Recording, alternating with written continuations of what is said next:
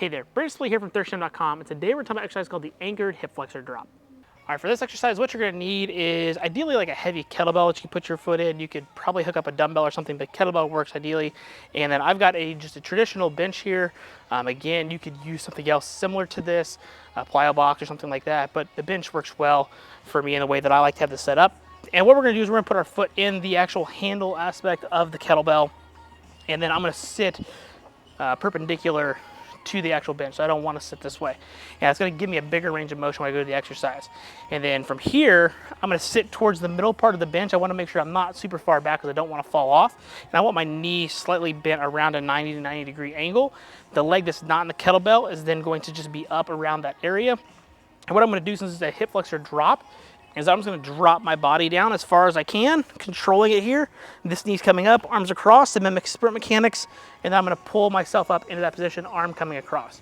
So as I go down, get as close as I can to neutral to the ground, and then pull myself back up. So I'm using my hip flexors and my abdominals here to actually simulate my running mechanics, but strengthening my hip flexor muscles as I go to do this. And so for many people, it's going to be a twofold thing. When we actually go to do our sprint mechanics, we want to make sure that we're driving up that knee flexion.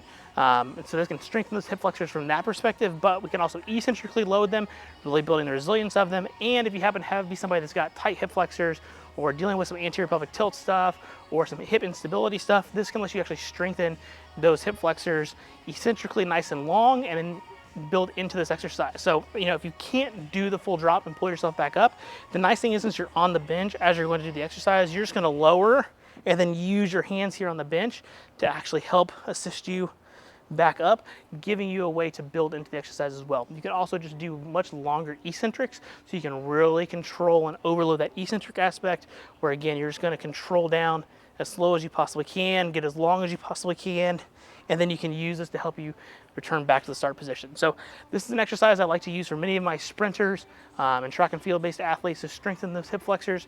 I also like to use it for people that again are having hip based issues or tight low back issues. This really helps fix that, because I think a lot of people actually have weak hip flexors to begin with.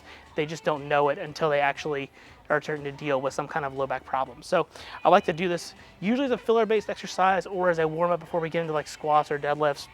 As part of your like general mobility based work, you could call it, but it's really strengthening, but it's more of a corrective based exercise in that case, which in case I usually like to do this from 1 to 3 sets, about 8 to 12 reps on each leg. If you have any questions, let me know in the comment section below. Thanks, have a great day.